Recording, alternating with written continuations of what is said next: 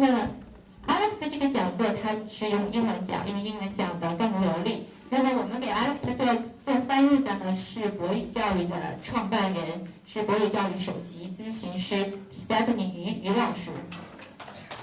Stephanie 在哪里 ？Stephanie 在后面小数注意。他就反馈出来，就是由 Stephanie 给大家做翻译。好，有请 Alex。对不起大家，我的中文不是很好，所以我讲英文。谢谢 Stephanie 帮我翻译。So wow, it's awesome being back in Vancouver. Having grown up here, I'm always impressed when I come home and see how quickly things change here. I think Vancouver is a very unique city in that it's small, it's relatively new, but there are a lot of fresh ideas always, and it's good to see the energy of the young kids when I come back.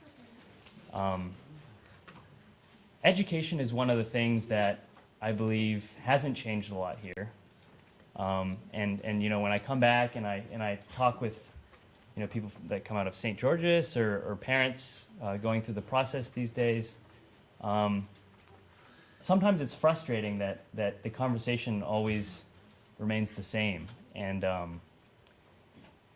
you know, having gone through the American system and kind of experiencing a different secondary school system and college, I feel like it's almost my responsibility as someone from Vancouver to come back and kind of share my experiences with you and hope to engage in a conversation about education. 大家好，我非常的荣幸今天又回到了温哥华。那么温哥华呢，一直是一个非常有影响力的城市。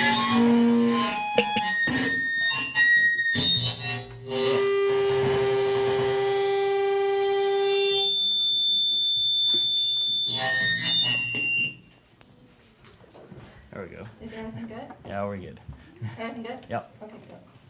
大家好，我非常的荣幸回到了温哥华。温哥华是一个非常有影响力的城市，而且呢，这些年变化的非常快。那么温哥华虽然很小，但是它有很奇特的地方，有很多新鲜的想法。然后呢，我也非常的荣幸可以看到这么多有能力、有能量的年轻人，今天在温哥华不断的成长。那么当然呢，从教育的角度上考虑，温哥华并没有太多的一些变化。那我回来之后呢，跟圣乔治男子中学的学生和家长联系了之后然后分享一些我的想法。那我发现呢，其实进入大学的这个过程并没有变得更容易。那么有的时候呢，大家都会觉得非常的郁闷。其实我自己呢，经历过整个美国的教学的过程以及高等教育的过程。那么今天呢，我会觉得是我的责任在这里呢，跟大家分享我所有的一些经验。Beautiful. So as I said, I'd like this to be an open conversation. So I'm open to taking. I'm going to ask a lot of questions, and I hope that especially students here, kind of chime in, and I'd love to hear your thoughts about some of these questions, and parents too. But the first question I have, and there's a reason I kind of asked this because I kind of sense what the response might be. But the first question I ask is, what do people think the purpose of an education is, or what does the perfect education look like? If you were to kind of idealize a system of education, if you were a student and you wanted the perfect education, what would that kind of look like? 那我今天呢，希望这个演讲呢是一个公众可以交互的平台，所以呢，我对家长和学生有很多的想法，那么也是希望呢家长和学生积极响应我的问题。那我第一个问题呢，虽然我可能知道大家的反应，但是我还是要问你们你们大家认为什么是一个完美的教育？那么从学生的角度上考虑呢，你认为理想化的教育又是什么样子的呢？ Yes. I feel like the purpose of actually just to contribute to society more efficiently, but I feel like nowadays students actually don't really know the purpose of education. Like they do a lot of things and stuff, and pursue GPA stuff. But we don't really know the purpose of education. So what would you describe as the purpose of education? I don't know, so that's why Okay. Anyone else? 那我首先认为我认为自己的这个完美的教育的话呢，是对社会有贡献。虽然我自己不是很清楚什么叫做完美的教育，这也是我为什么今天来这里的目的。还没有其他人认为什么是完美的教育，或者是学生有任何的问题。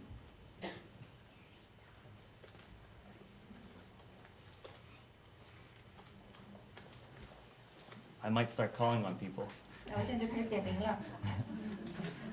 Yeah, come on, you can just. Yeah? What about you right there in the gray? James. There's no right answer. 没有一个正确的答案。James， 什么是完美的教育啊？你认为？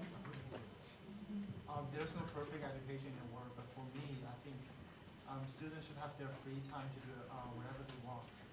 And yeah. That's good. Yeah. 那我认为完美的教育的话呢，就是学生有时间、自由的时间来做自己喜欢做的事情。Yes.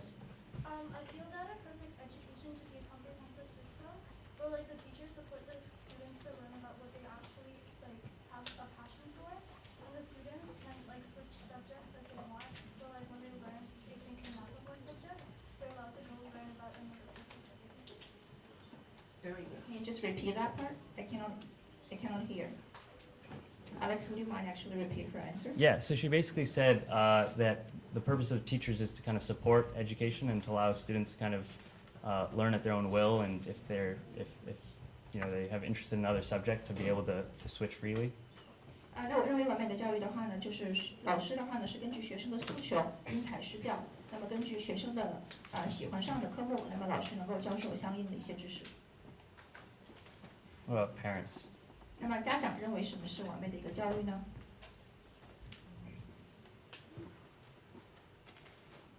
Calvin, I'm looking at you. Knowledge. Sorry? To learn some knowledge. Knowledge. 那我认为完美的教育就是学习知识。 我觉得家长啊，培养孩子，首先就是说培养孩子他先做好一个人，起码像中国的孩子在家里普遍的条件好的，家务活啥的都不干，反正是干点家务活就耽误学习。其实他这个资历从家里做起，你自己的饮食起居，从家里做力所能及的活，这些教育先是基本的东西。 What I think is the perfect information. 方面的一些，像一些中国人，像刚才你妈妈说的不那么 open 的，好像现在比方说竞争那个考大学，有一个好的补习班或者一个好的项目，大家叫做封闭的，相互沟通啊。其实觉得这样是没有意思的。其实上好大学又怎么样？相互的。这是第一个做人，我觉得第二个就是说你这个学业，这个学业呢，家长呢就是说应该能够就是说看清孩子的优点，但是这一点是很难的。对于现在的小孩子，家长和小孩子都那个高中了，都有点那个，都不愿和家长好好交流，所以家长真能够分清他们，真的是非常是教。 I think there's 3 points to have the perfect education. The first part, you need to be a person. For example, what you need to do is you need to help the family and really be independent at home. The second part, you need to share the information with others because there's so many people here are in the same grade and they don't share the information, like where to actually have the after school and where to have the extracurricular activities. And third part is the communication. When children grow up, they don't really communicate really well with the parents. And now parents really need to see their strengths rather than the weaknesses. So I could go on with this, but I won't. I think it's pretty clear, or it will become pretty clear, that there's a big difference between what students want and what students think is right for them, and what parents want. And I think that causes a lot of tension sometimes, right? Because a lot of parents often will be, as you said, like how can you be a better citizen? How can you expand your knowledge? How can you do all these things? But students, oftentimes when they're actually in school or they're actually learning, those aren't the questions or those aren't the ideas that are driving them. They want to do what they love, right? They want to have fun. They want to enjoy being a student. So I think that causes a lot of tension. 那么这个话题的话呢，我们无限可以延展下去，但是呢，我是不会的。但是呢，通过这些答案呢，我就会发现非常的清晰，就是每个人的答案会有所不同。那么对于学生来讲呢，他们能够得到的和他们想得到的是不同的。那么对于家长来讲的话呢，那么家长所能够得到的和想得到的也是不同的。那么现在的话呢，很多的父母就会觉得，什么样呢能够让孩子成为一个好的公民，然后能够让他们在学校里面学到知识。那么实际上这些问题呢，并不能够成为学生在学校里面真正读书的原因。他们真正的读书的原因就是希望能够得到乐趣，那么能够学到自己想学的东西。So I think through the purpose, what I want to do through the purpose of this talk is to kind of bridge that gap, to kind of allow what the students want to do and what the parents see of their students to kind of be similar, and for everyone to kind of be happy and harmonious. 那么对于我来讲的话呢，我认为完美的教育的话呢，就是在当中这两个之间的差距进行缩小。那么从学生想得到的东西跟家长希望学生所得到的东西能够和谐一致。So I put this phrase up. Can we get someone on the slides? Yeah. So a lot of people say do what you love, right? When I was growing up and I was in school, a lot of teachers said, you know, don't put too much pressure on yourself, just find out what you love doing and do it. And I was always very confused because, you know, a lot of people say this, but like students ask themselves, how do I actually know what I love, right? Like, how do I know what to do? That's a big question. And for a student who's young and maybe hasn't been exposed to a lot of things, how do you begin to figure out what you want to love to do? If people keep telling you, you know, do what you love, and you don't know how to do it, you're obviously not going to get anywhere.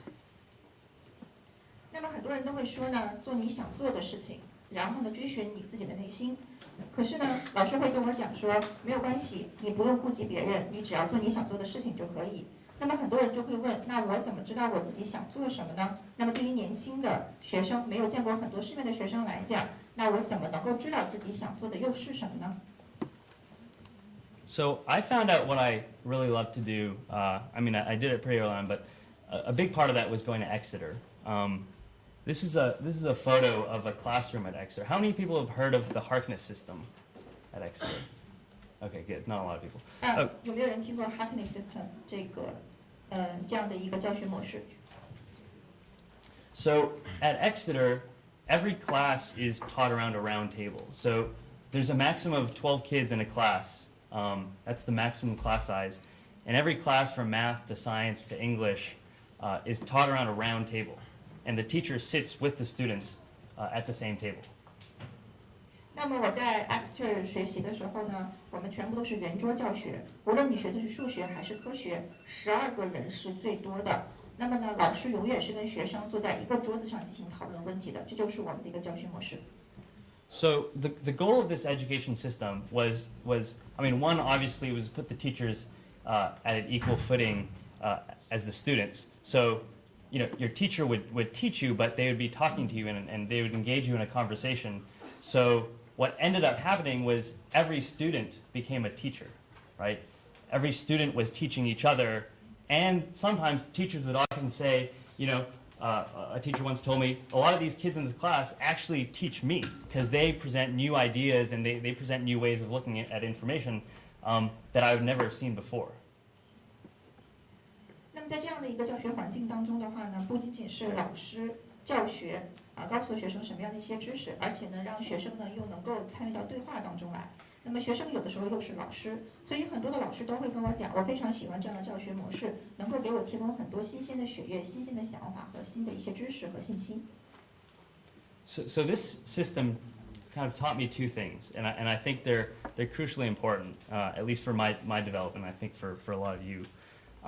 The first is that each child is different, and I mean when you guys hear this, you're probably like, oh, of course, like everyone's different, right? But if you have two kids at home, you know, I challenge you to ask yourself, like, are those two kids the same? Like, never. They'll never be the same, right? And Exeter kind of recognized this. Exeter placed an emphasis on this. They said, we know that everyone's different, right? So the Harkness method kind of encouraged people to speak up and present their ideas because they knew that every child around the table would have different ideas. And they would want other students to be exposed to those different ideas. 那么我们在 Exeter 教学的时候呢，在 Exeter 是非常重视的，每一个孩子都是不同的，都有各自的一个特点。那么第二个的话呢，就是他的好奇心是不能够被教到的。所以，那么第一个，在 Exeter 的时候呢，他们非常重视这样的一个教学体系，所以呢，每个孩子都能够自己呢为自己的想法而战，能够呢把自己的想法说出来，而且呢还能够影响到其他的学生。The second thing is curiosity is not taught. And I know a lot of parents, when they talk to me, they're not like, oh, like how are you so curious? How do you like love? How do you find a passion? How do you like know what you want to do? And you know, my child stays at home and they like playing video games. They don't like studying. They don't really like doing anything, right? And that's something I get a lot. And I'm convinced that every child is curious. I mean, to be human means to be curious, right? We're born curious. As babies, we like, you know, we crawl everywhere. We like to look at things and touch things and move things. Humans are inherently curious. So the question is then, how do you tap into that? How do you take advantage of that? How do you bring the curiosity out of students? And the reason why Exeter was so important to me was because I learned that the system itself, without the teacher doing anything, the system itself could encourage students to be curious. If you sit 12 kids down at a table and you ask them a question and tell them there's no right answer, and you wait to see what they say, and one person says, you know, I believe this and this and this, and you know, there's bound to be another student who says, no, I don't agree with that. I believe that you know, these are my political beliefs, and they'll say it on the table. That encourages participation without actually forcing it, and that was the beauty of the Harkness table. 那么第二点的话呢，好奇心是无法教的。我遇到了很多的父母都问我说你是怎么有好奇的，然后你是怎么培养自己的热情的？那我自己的孩子就在家里不学武术，天天就是看电脑或者是打游戏，为什么他们都没有自己的热情？那么这个呢，是我被问到很多的问题。那么其实的话，很多的好奇心并不是被迫出来的，而是被激发出来的。我们在 Exeter， 我认为非常重要的一点，就是在圆桌的教学当中，它能够激发我们的热情。即使在没有老师的情况下，12个学生在不断的讨论问题，那么每一个学生呢都会对同样的一个问题有不同的一个答案，因为没有一个答案是正确的。这个学生可能是这样讲的，那个学生可能是那样讲的。那么在这样的一个教学环境当中，我们的热情并不是被迫出来的，而是自己激发出来的。So this didn't just happen in the classrooms. Exeter recognized that every student was interested in very different things. I myself love to build things, so I ran the engineering club at Exeter, and Exeter had this way of encouraging you to do things you didn't think you could do. So my club decided to build a concrete canoe, which is what you see here. It's literally a boat made of concrete, and you know, when you first think of it, you're like, there's no way that thing's going to float, right? I mean, it's made out of concrete. But we had planned it out. We did all the calculations, and we bought all the material. The school funded it. So the school encouraged us to do these crazy things. You know, you could say, I want to build something, and they'll give you money to do it because they recognized that everyone was different, and you had to kind of support that passion that you had for these different things. So it floated the next spring, and this is a picture of me in the boat my second year at Exeter. 那么我在这个 Exeter 的教室当中就学到了哈。那么我们的这个 Exeter 的话，会认为不同的学生呢都会有不同的想法，然后能够激发不同的热情。那么所以的话呢，其实我当时在 Exeter 的时候呢，对工程非常感兴趣，所以呢我就建了一个工程的俱乐部，而且呢他们会鼓励我们做一些非常疯狂的想法。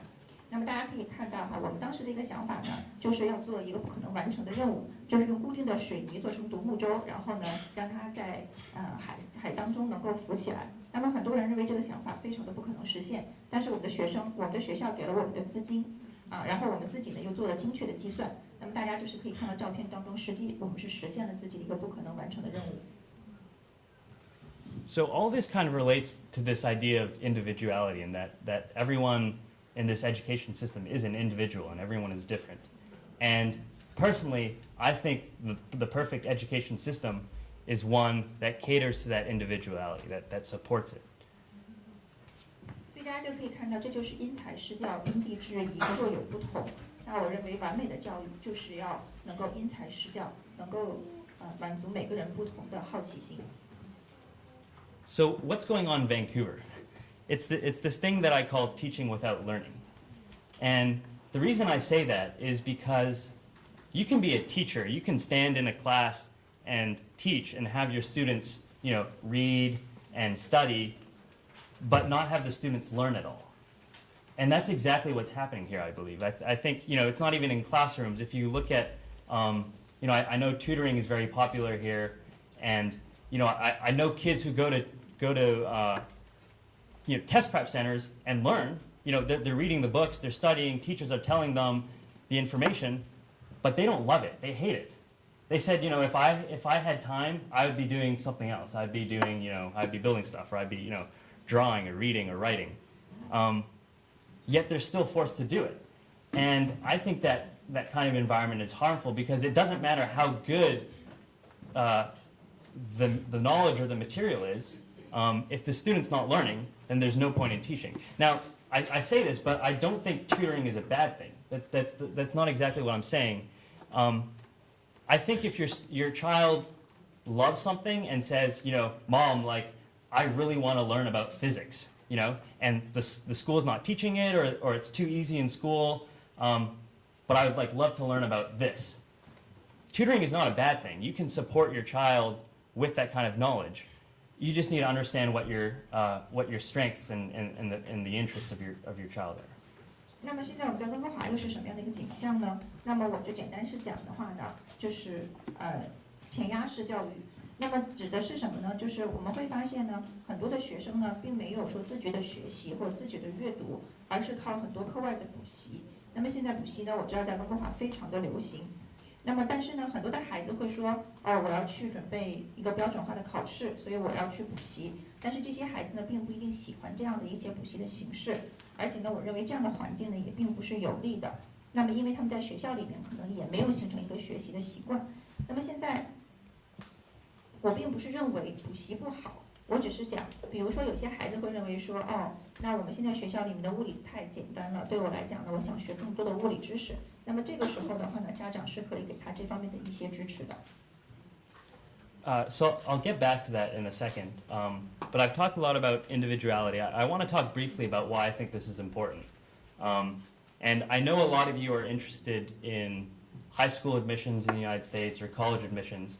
So I'm going to spend a short amount of time, it won't be long, just a short amount of time talking about it, and then move on to something else. But individuality is important for admissions for a very good reason. Here's a quote from the Stanford Business School. This is on their website. You can find it.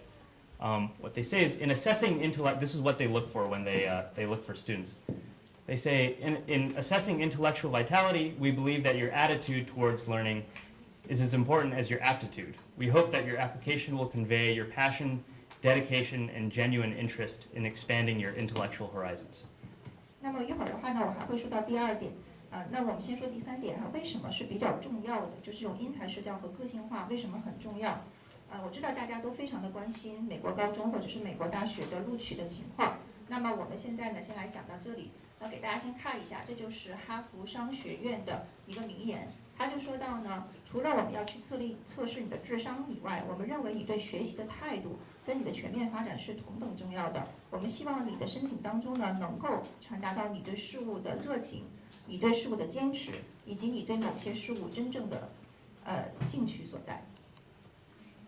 This is a second quote. We also consider the initiative with which you seek out opportunities that enhance your knowledge. We want to understand your willingness to master concepts that may not be immediately relevant to your intended career, to carve your path in ambiguous environments. 那么这还是第二段。那么因为呢，你有个性化之后呢，其实对你的录取也是非常有帮助的。那么它的第二段也是来自斯坦福的商学院，他就说到了，那我们还会看到你什么呢？就会看到你如何寻找自己的机会，然后提高你的知识。我们想要知道，即使这不是跟你的相关的专业相关的一些知识，你依然可以呢，能够自觉的去掌握这些知识，从而的话呢，能够让你在更大的一个环境当中为自己以后未来铺路。So I have to say that this is business school, but this applies to high school and undergraduate admissions too. I mean, it's pretty powerful. You don't see anywhere in the statement the word AP or SAT or even grades, right? I mean, there's the word aptitude, but that's not directly related to grades per se. And I don't know how many of you have seen kind of a statement like this before. 那么现在这样大家可以看到哈，虽然是斯坦福的商学院的2句话，但是呢，对于你申请大学和申请高中都非常的有帮助。你会发现我们的录取标准当中并没有说到 AP 考试，没有说到美国高考，甚至没有说到你高中的成绩。虽然我们出现了 aptitude 这个词，但是呢又跟成绩无关。所以呢，我想问一下在座的各位，在哪里有没有或者是相关的一些地方能够看到2句话，类似于这2部分的内容？ So probably not a lot of you, right? Because, I mean, this is a very new idea, but it's happening all across the United States at all colleges and all levels of admissions. I mean, you might be asking yourself why. Like, if my student has the best grades, the best AP scores, the best SATs, you know, and he's the president of some club, like, why won't you take me? I mean, he's a great student. Why won't you take me? There's a very good reason. And, you know, some of you might have seen me talk about this before, but I'm just going to go through it briefly. This is what I call the college game and kind of the process at which students get admitted. Basically, on the left, you have a pool of candidates. This is everyone who's applying.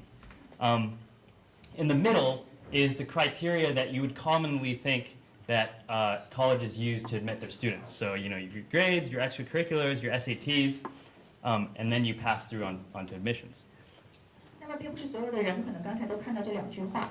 那么我今天想告诉大家的时候，就是呢，其实这2句话就是指导了很多美国大学、美国高中申请的主要原则。那为什么会这样呢？那很多人会问到了，比如说我 AP 考了很多门我都是满分 ，SAT 美国高考我的分数也很高，我是各种俱乐部的主席，为什么你不录我呢？那么这样的话呢，可能以前有人听过我讲过这个，但是我今天还要跟大家再讲一遍，这就是我认为的一个大学游戏。那么从左边来看的话呢，就是我们申请的很多的候选者。那么在中间的话呢，大家所常用的一些评定标准就包括学术、课外活动、美国高考。那么经过这一轮的筛选之后，你就进入了一个录取的阶段。So this is a big simplification, but what colleges actually do and what high schools actually do is they give you grades or they give you like points for different categories, right? So say, or this is what a lot of people think. Say you have 800 on your SAT, you might get a 1 in that category. Say you're, you know, the vice president of some club, you might get like a 2. And a lot of people think that's how, you know, you rank people based on how they do in different categories. So then the question is like, how many people get 800 on SATs or 750? A lot of people, right? A lot of people get 750s. How many people are in the top X% of their grade? A lot of people. So how then do you decide who to admit and who to accept? And at the end of the day, if it comes down to that, it's really a game of chance or luck. 那么我们举个例子，很多的这个家长或学生会认为呢，那么大学的话，它的录取呢会根据你的不同的分数进行分类。举一个例子，你的美国高考可能是满分，你只是第1类人。那么如果你可能是某些俱乐部的副主席，那你可能是第2类的。但是大家要想，那么我们 SAT 满分的人有多少呢？其实是很多的。那有多少个人呢是副主席呢？也是有很多的。那么如果照这样的一个计算的话，最后那录取谁不录取谁呢？那么最后只有幸运或者是运气作为决定了。So the question that I like to ask people is there something that you can define yourself by that doesn't fall into any category, but will place you at the top of your category? 那我现在的问题就是问大家，除了我们刚才说的这些学术的、课外活动的，不管如何的分类，有没有一种是属于你的分类？那么作为你，只是你一个人所拥有，而别人所不具备的。So everything that I want to talk about today is kind of related to this X factor, this thing that a lot of people think is ambiguous, but actually exists and is really simple to achieve. This factor, this attribute that you can attribute to yourself that places you above everyone else. 那我今天演讲的主题就是想讲到这个地方。那么很多人会认为讲的比较模糊或者比较虚幻，但实际上非常的简单，而且呢是每一个人可以做到的。So this doesn't just apply to colleges, and my mom talked about this earlier, but organizations, companies are looking for people who, you know, I won't go into because my mom described it already, but they're looking for people who are not just great students, but great people who can collaborate, people who are willing to listen, and who are willing to be creative. 那么大学需要什么样的人呢？那么很多的时候，刚才我妈妈也已经讲过了哈，我就不再重复了。那我们除了要成为一个很好的学生之外，我们要更多的成为一个很好的人，能够有倾听能力，而且呢能够有创造力。So how do we go about doing this? Is there a secret recipe? Is there a list of steps that you can follow, kind of thing? I talked earlier about teaching without learning and how a lot of what's going on today is teaching without learning. The flip side to that is oh, my bad. You can refer to this. The flip side to that is learning is self-driven and continuous. So you don't have to have a teacher to be able to learn. And that's a point that I think is very important. Learning is largely a self-driven process. 那么很多人就会问到了，那么是不是有什么样的步骤？那么首先第一个我们就要想到哈，那么学习是一个自主自发的过程，即使没有老师，你也要学会学习，是一个可持续发展的，是从内心开始的一个动力。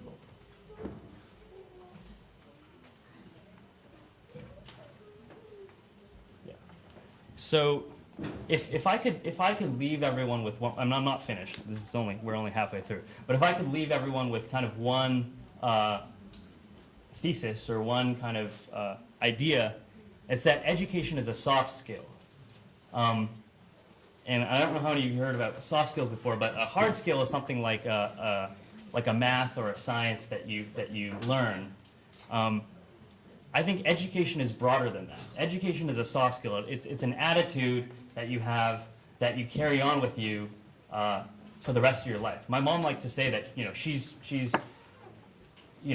been through a lot, but she's still learning, right? And I think that's key for a lot of people. It's like education is not just what you do at school. It's not just what you do at university. It's a skill that you bring with you that allows you. It's an emotional skill, right? It allows you to relate with people. And to learn from others and to give to others, and I think that's what I'd like people to kind of think about.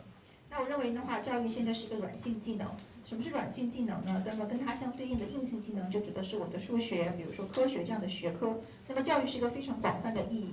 我的妈妈经常讲，她永远在学习的路上。那么这个就是我想跟大家分享的，并不只是你在学校里面学习就叫教育。那么这个教育的这个过程是一个技能，能够伴随你一生，它是一种情绪，它还是一种你可以给予其他，而且能够受教的一些东西。So the big question is how do you do this, right? Like what, you're talking about all these ideas. How do you act? If I wanted to do it, how do I actually go about doing it? So now what? And I want to start. So I'm going to talk a bit about what students can do and what parents can do. I'm going to start with students.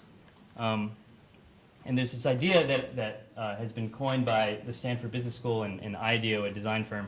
It's called design thinking. How many of you have heard of design thinking? 那么我们怎么来实现呢？那么我们先说家长和学生哈。首先第一个从学生开始，那么现在也是我们哈佛的一个理念，就是设计理念。请问大家有没有听说过设计理念这样的一个概念？ Where's Aaron? Aaron, you've heard of it. You put your hand up. So not a lot of people. This is a very new idea actually, and it's an idea that's been driving a lot of companies. But to start off, I want to talk about the idea, but I also want to talk about how it's different from design. So when a lot of you think of the word design or designer, you're probably thinking about something like this. Someone doing cool graphics and making things look pretty on a computer. 那么我们现在说到哈，刚才说到这个设计的理念。那么现在设计这个理念是一个非常新的理念，而且呢，帮助了很多的公司不断的往前推进。那我现在先说到两个不同的概念，一个是设计和设计理念。那我们一想到设计师，可能就想到刚才现在画面上的这样的一个人。But design thinking is actually a process. It's an attitude, like it's an attitude that you can learn and you can apply to your environment to think a bit differently about the world around you. 那么其实我们的设计理念呢是一个过程，是一个态度，是通过一定的环境，能够呢改变你对事物的看法。So the premise behind it is that you so there's a couple steps. The first is identifying a problem. So the idea being you want to be able to see problems around you that are even the most insignificant problems. So I have a brief example. This is a prosthetic arm. It's 3D printed out of plastic. And my first summer at Harvard, the school gave me some money to travel around the world. And one of the things that I did was I went to South Africa to work with he was a carpenter who had lost his fingers in an accident. And he had built this prosthetic for himself. So I helped him in South Africa kind of develop it and distribute it to patients. What it basically does is a patient comes in and you measure, so if they don't have a hand, you measure their hand and you print a prosthetic immediately. And there's a couple different sizes. There's like a small, a medium, a large essentially, and you print it for that child, and they can customize it with the different colors and different shapes and patterns and so on. 那么现在的话呢，这个之后的这个设计理念的原理是什么？那我给大家举一个例子哈。首先第一步，你就要知道什么是问题，你要从你身边去观察一些很不重要的情况，可能就是你要去解决的一些问题。为大家举一个例子，那么我在哈佛的时候的一个暑期，然后呢，我就是得到了哈佛的赞助，然后可以巡游世界。那么我选择了去南非，那么跟一个木工在一起哈。这个木工因为一个事故，然后缺少了一个手臂。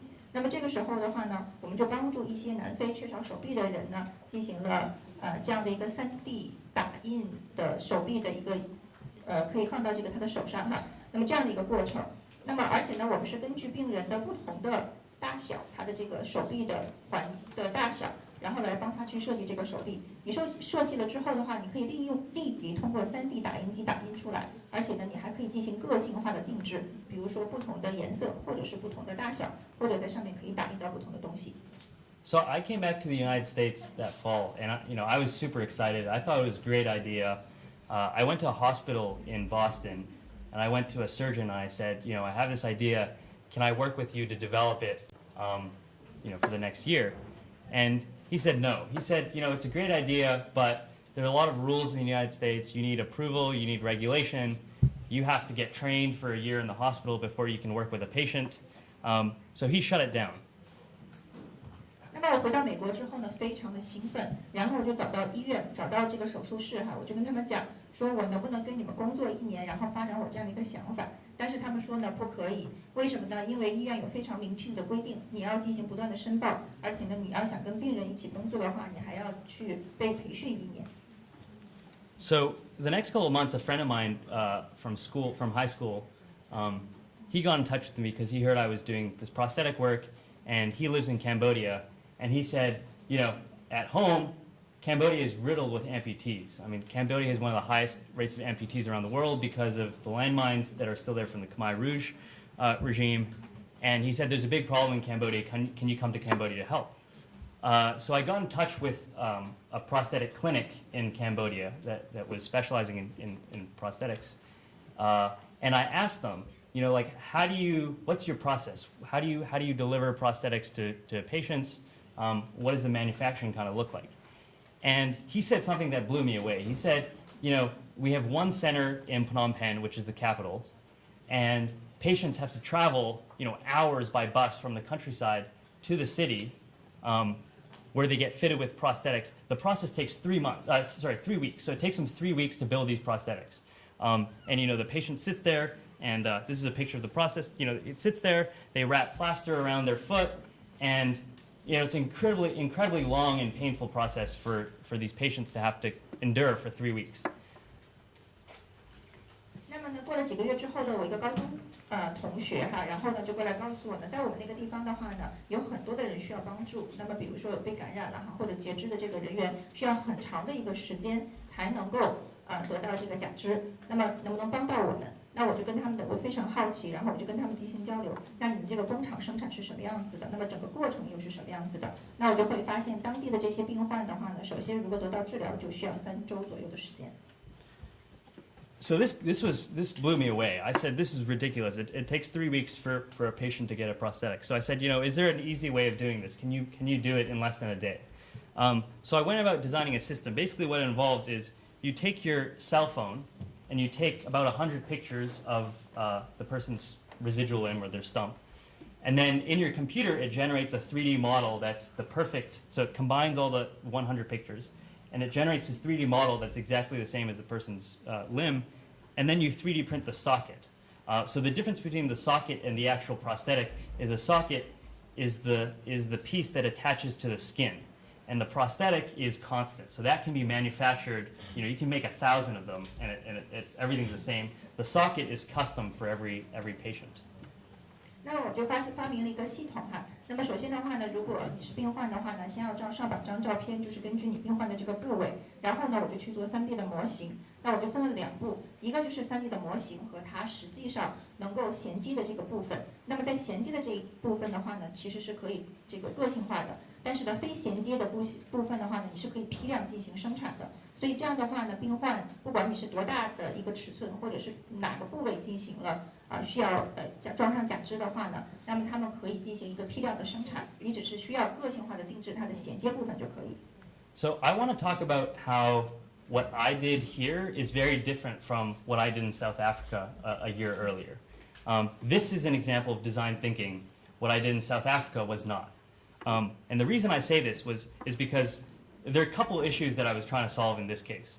The first was I wanted a fast way of building these prosthetics. So, I ended up being able to make these prosthetics in about 5 hours and for $5 to $10. So it was very affordable and it was really quick. The second thing that I think is very crucial is that the patients in Cambodia wanted the thing to look like a hand, right? This does not look like a hand. This looks like a robot, right? This looks more like a hand. And they wanted to be able to go out into public and they wanted to pray, right? They wanted to be able to eat without people thinking that they had, lost an arm, without looking too carefully. So what I did in South Africa was I met Richard Van Ast, this carpenter, and I thought he had a great idea, and I kind of bought into it. And I said, wow, this is incredible.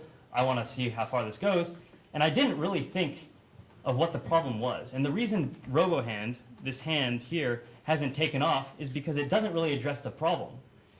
It's a good solution because it's cheap, but no one wants to use it, except for kids, right? So the goal is the big takeaway from this is design thinking involves listening to people. You have to engage in a conversation with your user, in this case it was my patients, and see what they really wanted. Does the patient want something that looks like this? Are they going to wear it every day? Or do they want something that looks like this? There's a big difference in the solution depending on how you define the problem.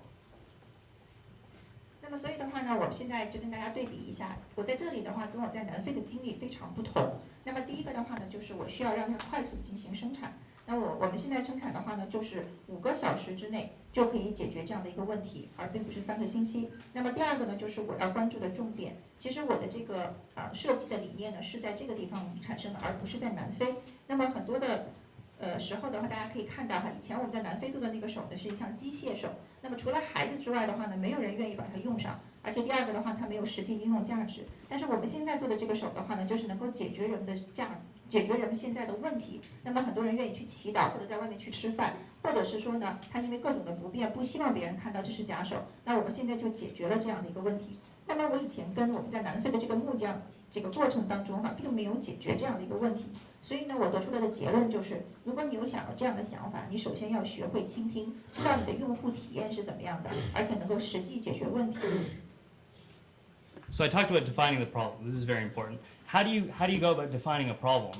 Well, I think it starts with frustration. I think, and this is something that I tell a lot of people, and and I had trouble kind of understanding it myself the first time I heard it. But a lot of people get frustrated, right? Like a lot of people get frustrated every day. You could get frustrated like 10 or 20 times a day and not recognize that you're frustrated, right? So I think a really important skill is to recognize when you're frustrated, right? So let's say, I'm walking down the aisle and the door handle doesn't work. A lot of people would say, this is a bad door handle, and they move on, right? Being frustrated and recognizing that you're frustrated means, okay, that door handle frustrates me, but now what? Can I build a better door handle? This is a really crude example, but you can apply this to a lot of different areas. The key is recognizing when you're frustrated. So in the prosthetic case, it was like, wow, these prosthetics are so expensive. A lot of people would just say, well, the cost of technology is really expensive. Another way of looking at it is, how can I make this technology better? How can I make it more affordable? Yeah. 所以的话呢，怎么去定义一个问题呢？很多的时候的话呢，我们都是从比较小的一些比较郁闷的事情开始发生的。我举一个例子，比如说呢，大家开始开门的时候发现手把坏了，那么大部分的人呢都会认为，哦，这是一个不太好的门，这个手把坏了，然后就走了。而你要是有这样的设计理念的话呢，你应该想到，哎，手把坏了，那我们有什么样的一个问题能够解决它？那么很多人会想到说，高科技的话是很贵的，那你就要想，那么我们怎么能够创造一个更好的高科技，而且是每个人都能够都能够付得起的，能够应用的。So a lot of you might be saying, you know, well, I pretty much do the same things every day, and you know, how many things could be wrong? Like how could I be frustrated by so many things so easily? And I kind of want to spin it another way. It's not so much being frustrated; it's about being observant. So my freshman year my freshman summer of high school of college, as I said, Harvard paid for me to do this trip. One of the things that I did was I traveled with a couple of friends around the world, and this is the Trans-Siberian, so it goes from St. Petersburg to Moscow all the way to through Siberia into Mongolia and to Beijing. So it's a week-long train, and as you can see, it's tiny. There's not a lot of space. It's a small room with 4 beds, and my friends and I slept there for a week. That kind of experience is what will lead to frustrations. Harvard was generous and kind of farsighted enough to know that putting its students in environments of exposure will lead to them noticing problems. So the purpose of this trip, one of them was I visited this Buddhist monastery in Siberia, and Siberia is home to the northernmost region of Buddhism, and there's a lot of ethnic conflict between the Buddhists in the area and the ethnic Russians. So part of this was an experiential project to understand, you know, how do different people in different environments live together, and how do they exchange ideas, and how do they collaborate. So this trip was incredibly eye-opening for me in that it led me to observe a bunch of different things. You know, I talked about this at Exeter when I was talking about Exeter.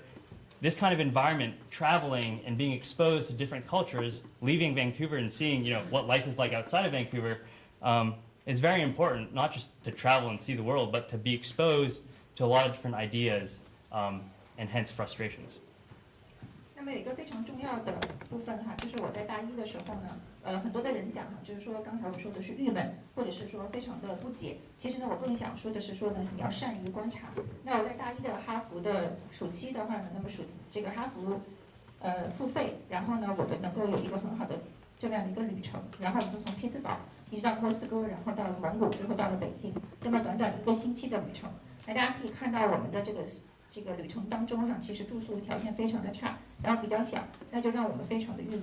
但实际上呢，哈佛是知道的，因为我们不是每个人在哈佛就能够开阔眼界，你一定要走出去。那么这个旅程当中，就让我们可以看到从佛教的发源地，然后到当地的人，当地俄罗斯人对跟佛教之间的一些冲突等等的，那让我们理解到了不同的人、不同的文化，那么如何能够融入到一起。那么我也是告诉大家，可以走出温哥华，看到不同的一些世界，可能对你能够发现这些东西会更有好处。So this is a picture of me in Siberia. As you can see, it's beautiful. I mean, no one would imagine it's that beautiful, but it was 这个 remarkable. 是一张照片，就是我在旅途当中拍的，大家可以看到非常的美。可能你不走到这里是实践看不到的。西伯利亚。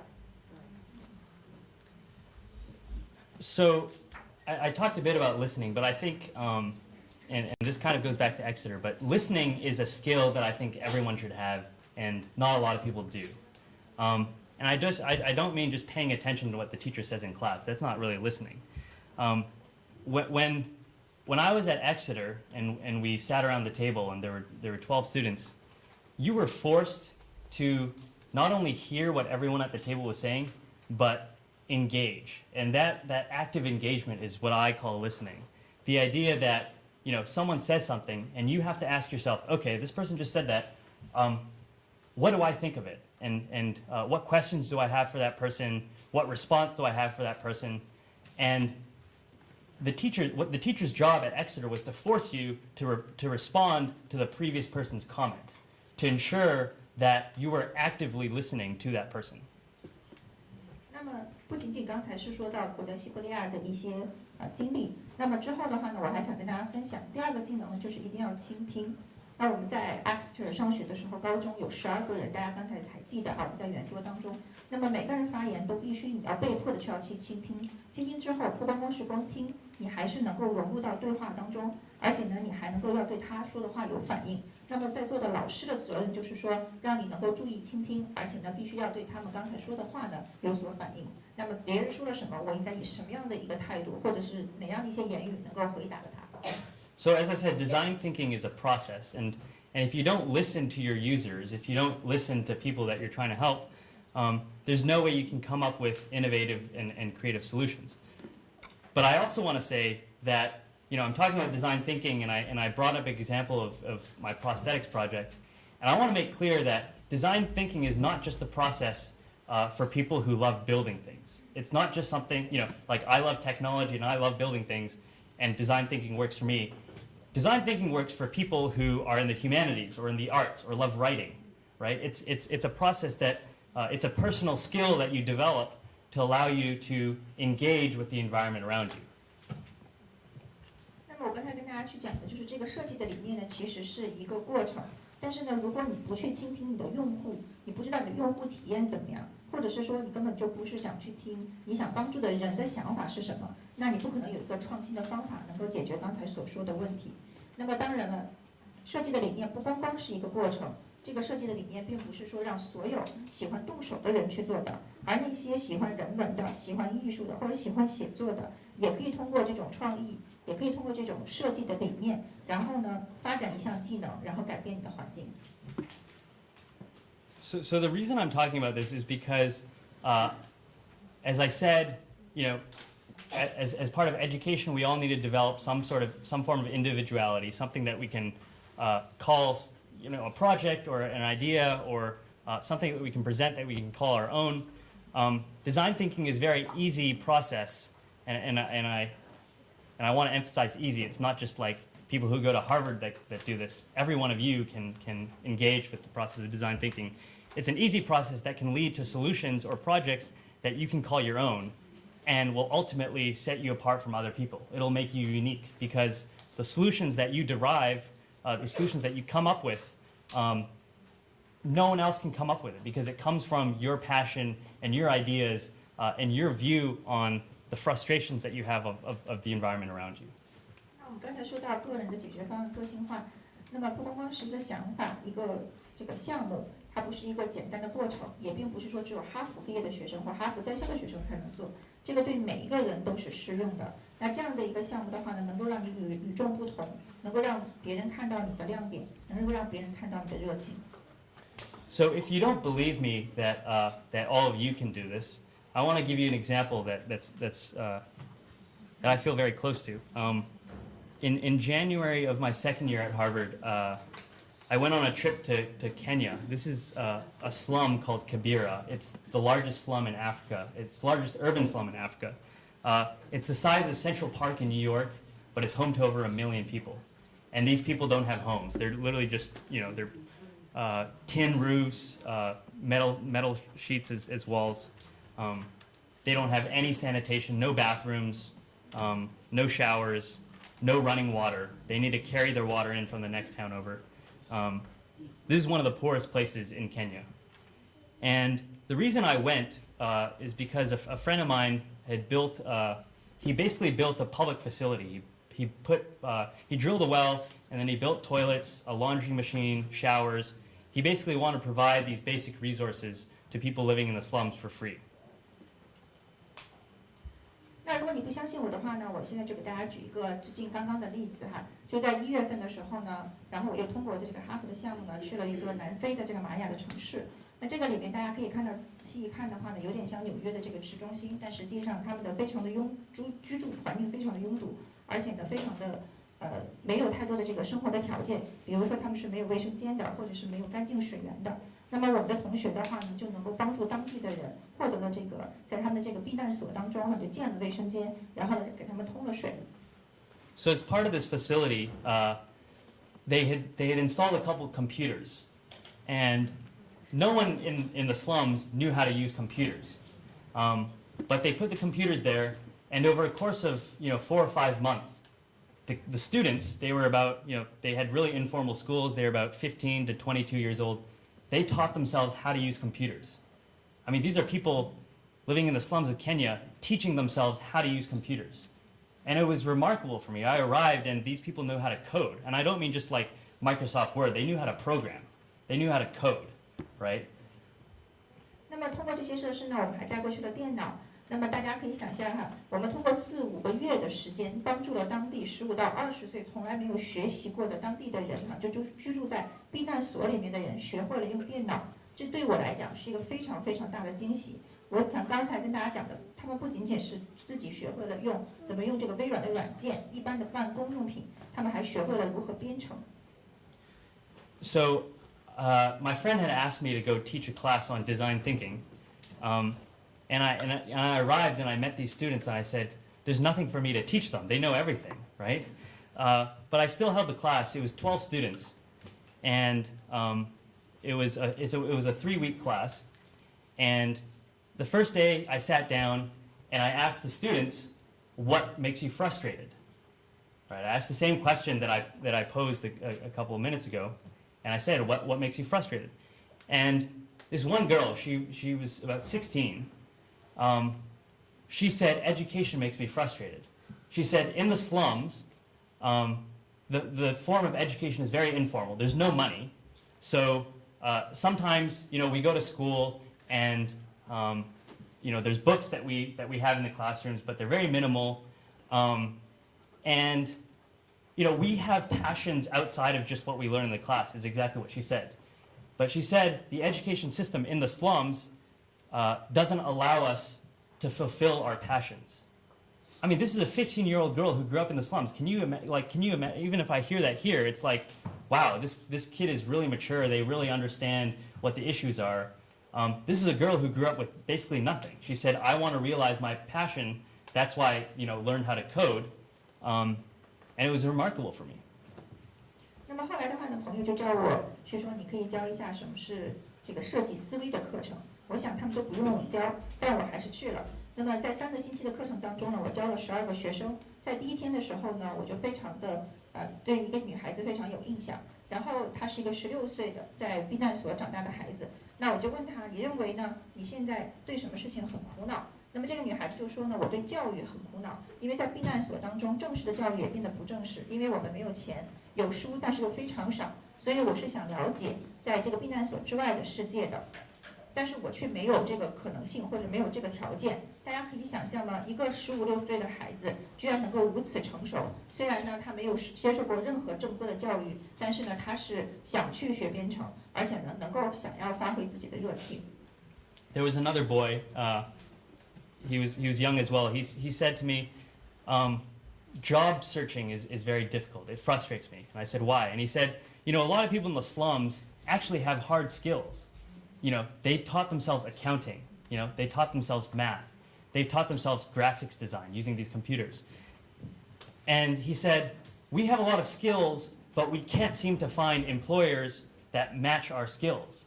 And he said, what we have to do is we have to, leave the slums, go to the city, Nairobi, and knock on doors of employers and say, we have these skills, we've taken these online classes. And he said, is there a way to make that process easier? Is there a way to simplify that? 那么还有另外一个很年轻的孩子哈，就问他，那你认为是什么对你来说非常的困难？他说呢，我认为找工作对我来说非常的困难。其实我们在避难所当中呢，都自学了会计、数学或者图形设计，我们可以用电脑。但是呢，这些技能呢，却让我们找不到工作，所以很多人呢就要走到大城市，挨家挨户的去敲门，告诉他们我们有这样的技能，看看有没有雇主能够去雇我。So there's 2 takeaways from this story. The first is that anyone can have good ideas. There are way too many good ideas. Every one of you can come up with a good idea. The second point is there's a way to execute on those ideas. There's a way to make that idea happen. And so for the next 3 weeks, I worked with these 12 students, and we went through the design thinking process. And at the end of the 3 weeks, so there were 12 students. I broke them up into groups of 3. So there were 3 groups of 4 students each, and they each worked on a different project. So the first was education, the second was transportation, and the third was household processes, or how to create energy in their households safely. And at the end of 3 weeks, they had a startup idea. I mean, it was crazy. They had a prototype. They built the thing, and it's hard to kind of, and I love telling this story because it's made such an impact on me. But it really goes to show, if you really love doing something, if you really find something that means a lot to you, you can make it happen. You just need to go do it. 那么我刚才说的两个例子呢，就有两个结论。那么第一个就是每个人都能够有好的想法，而且有太多好的想法。第二个，每个人都应该有执行力去执行这些想法。那么在过去的，就是刚才我说过的3个星期之内呢，我把12个学生呢分成了3组，每4个人1组。在这个过程当中呢，我就告诉他们什么是设计的理念。那么分为3组，分别是教育类的、交通类的和家居类的。那么这3个星期之后呢，让人非常不可置信的就是，他们不仅仅可以开始了他的初创企业，然后有了原型，而且呢，这个故事非常的影响我。那我得出来的结论就是说，只要你有热情，你希望做什么，这就能够心想事成。So I want to end kind of my discussion with the students about design thinking with this thought. It's that, and I said this again and again, I think this is really important to reiterate. It's not about the solution. It doesn't matter what you create. You don't even have to build something. I think the importance of design thinking is it's a process. It's an attitude, as I've said. It's something that you have to practice. You have to go through this process over and over again. It doesn't matter if you build something that changes the world or if you build something that ends up in a garbage can. Like, it's this attitude that you have to continue practicing. And at the center of this attitude is people, right? Very few things that we do in education today in classroom involve other people, right? When you go to a tutor or you study for the SAT, and some clubs that you do, they're very self-oriented, right? It's like, how can I be the best in this category? How can I be the best that I can be? But the world is not all about you. It's about how you deal with other people. And I think that's incredibly important. 那我刚才说到了，这个其实是一个过程，以过程为主，不光光是解决方案，更多的话是在你这个过程当中你所显示的一个态度，你需要不断的去练习。那不管呢，你这个想法是能够改变世界，还是呢最后只是在垃圾桶里面，但是无论如何，你都是应该不断的去练习，这是一个以人为本的过程。那么在教育当中的话，大家可以想象，你去参加 SAT 培训的时候，主要以你自我为中心，但是大家要记住，其实你走出去的时候，世界不是你的，你是要与人相处的。And I'd like to add that, I mean, if you're concerned about college admissions or high school or any of this stuff is number 1 on the list. People look for how well you deal with other people and not just how successful you are as an individual. 那么我也想跟大家分享，虽然你可能对美国大学、美国高中的录取里面的一些硬性技能更感兴趣，但是我可以告诉大家，所有的人都更关注的并不是你有多优秀，而是你如何与人交往。So I'd like to end really quickly by just, I mean, I've talked about this a lot, but what parents can do. And my mom did a good job of kind of giving advice. But if I could say anything, the best thing a parent can do for their child is to foster that individualism. It's to allow the breathing room for their child to develop and to understand what really makes them, want to get out of bed in the morning, what really makes them passionate.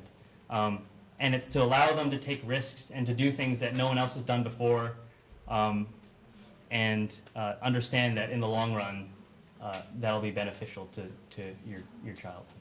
那么到最后的话呢，我想给家长一个建议，就是家长如何跟学生相处。第一个的话呢，希望家长能够更多的培养学生的个性化。每天早上起来的时候，学生都想早点起床。那么每天的时候，他都是有热情做事的。他是一个能够去冒险的人，他是一个能够第一个吃螃蟹的人，他是一个能够享受到自己环境的人。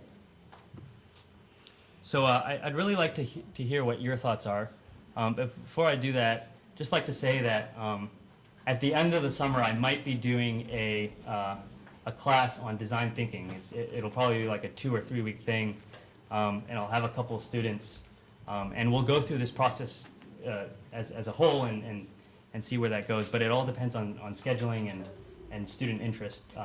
So if you are interested, just send me an email, and we can see if we can make that happen. But I love to take questions.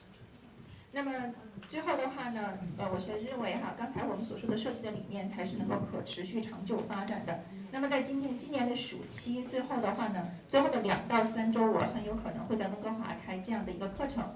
然后呢，就是关于我们刚才说的设计理念。那么希望带领温哥华的一个学生呢，能够走入这个过程。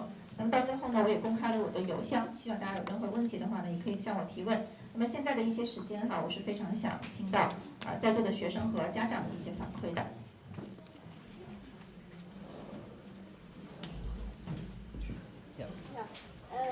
那我知道，就是说，不好意思，那你们看，我看不见，我以为问问题呢。现在就是现场那个让 Alex 回答问题，对，可以发问一下。我以为搞错了呢。好，那么就是说，Harvard 每年的新生就有5000多，我好像记得有3、4、5千。那么像你这样去找一个项目。是学校是如何去支持每一位学生的呢？比如说你的中学很小规模，你的学校可以去支持你的 any crazy idea， 但是在 Harvard 它是如何给你这个项目的支持，让你免费去1周的去旅行？也就是说你如何去找到这些学校的支持？ I've heard that there are 5,000 freshmen in Harvard each year, and how Harvard can support individually. And how can you find opportunities for Harvard to pay you your trips? And how you find opportunities to flourish, to support your projects? Of course, if you're in a senior, like for example in high school, there's smaller students, then it's much easier for the school to support. And for such a big school, how can you make it happen? So there's two parts to the story. The first is Harvard has a lot of money, and Harvard actually puts aside a lot of amount of money for specific projects. So they'll say, so the reason they have a lot of money is someone famous like graduates and makes a lot of money, and they want to donate back to the school, and they say this money has to go towards this, right? So in my case, what the alum did was they said this money has to go towards a trip to Russia. That was explicit. So no one wants to go to Russia except for me. So I was like the only one who took the money. But the second point is that you'd be surprised how many people at Harvard take advantage of its resources. Not a lot. A lot of people are successful in their high schools, in their high school careers, and they go on to Ivy League universities, and they think that they've made it. You know, they think that like they're at the end and they're in an Ivy League school and they don't have to do anything. That's a large portion of the 5,000 people. Right? So when you actually think about people who are thinking further about life after college and skills that they develop after college, it turns out to not be a lot of people. 那么首先我回答2个问题哈。第一个，首先哈佛是非常有钱的。那么我们在哈佛的话呢，它是这样的一个运作模式，很多的这个不同的资金的话呢，会有一些特殊的项目。那大家也知道，因为哈佛的名人非常多，所以这些钱呢都是来源于那些名人的或者是毕业生的一些捐助。那么有一些人的捐助的时候会有特殊条件，比如说我这个钱呢就是要给去俄罗斯的。那么当时的时候正好没有人愿意去俄罗斯，我是唯一的一个，所以我就得到了。那么第2个的话呢，就是利用资源。虽然我们有5000个刚才大家说的本科生，但并不是所有的人进入常春藤之后都会利用当地的资源。你们会觉得可能哈佛的人很聪明，但是我认为并不是所有的哈佛的学生都会利用资源。那么这一些会利用的人其实是少数的。Yes. How do you spend your time during high school? 那你在高中是如何 ？How do you spend your time in high school？ 那么在高中的时候是如何进行时间管理的？ So I spent a lot of time doing things that I love. So I was the president of the engineering club. So we basically built a ton of things. We built the Concord canoe, we built the trebuchet, we built bridges, we built a walking sculpture. We did a ton of things. I was also class president, so that meant I had to take I had to plan a lot of social events. I also ran track. That was, the thing that I did in high school. So that was most of my time. I was captain of the track team. But nothing special. I just did what I loved, and I ended up, being decently good at it. 么我其实大部分的时间都是在做我喜欢做的事情。刚才跟大家讲了，我在高中的 Exeter 的时候，美国的高中的时候呢是工程俱乐部的主席，所以的话呢，我经常就是在建一些东西，比如说刚才给大家看到独木舟这一类的。那么第二个的话呢，我在班里面也是主席，所以的话呢，我组织了很多的社交活动。除此之外的话呢，我还经常的话呢会去跑一些马拉松或者走一些 track。那么其实没有大家想的那么奇特。Yes. Yes, I think that a thing that we all find is kind of distant and not very tangible is, we all think of like ideas, organizations, startups, but like, how do we go about to like do it? We don't just like wake up one day and oh, I'm gonna name my organization this, we're gonna do this, and who's gonna be the people? Like, how? Yeah, that's a really good question. Yeah. 那么其实我想问的问题就是说，我们怎么能够让我们的想法更为的现实？那么很难每天早上一起来突然有一个想法，然后灵机一动就能把它实现。我们怎么能够让这个实际的想法更为的落地？ If I ask students to name startups today, they'd probably say Facebook, Instagram, Snapchat, Uber, right? Like those are only 4 of the big startups. Millions and millions of startups have failed, right? So there's this thing, I mean, people know it as the Silicon Valley pyramid. For everything that we see up here that's been successful, there are millions of startups down here that have failed, right? But they failed for a reason because all those failures are experiences, right? So if you say like, I want to build a Facebook, but I don't know how to build it, and I'll never be Mark Zuckerberg, then you'll never be Mark Zuckerberg, right? If you say, I want to, if you think smaller and say, I have a great idea, I want to go and try it, if you fail, you might learn something, and it might help you with your second or your third thing. I mean, I've worked on probably 20 or 30 projects. Most of those have failed. The one that you see here, the prosthetic one and a couple others that are working on, are the ones that have become more successful, but the things that I've learned to do those things, I've amassed with all those failures that I've had in the past, decade. 那么大家可以想到哈，就是在硅谷创业的过程当中，可能我们一想到硅谷的创业的企业，就会想到比较有名的 Facebook、Uber 等等哈，像这样的。大家要知道，我们刚才说的所有成功企业的下面，还有百万个没有成功的企业。那么他们的失败是有原因的，每一次失败都是一个经验。如果你每天早上起来就想我要建一个 Facebook， 然后我要成为 Facebook 的 CEO， 但是呢，你永远不去做这一步的话，你永远不可能成为它。但是呢，如果你是从小事开始做起，不断的进行尝试，虽然你失败了，但是呢，你可以为你第2次创业呢再积累经验，或者第2次做这个项目再积累经验。刚才大家看到的只是我20到30个失败的案例当中的成功的部分。那么其实呢，我也经历了很多失败的案例。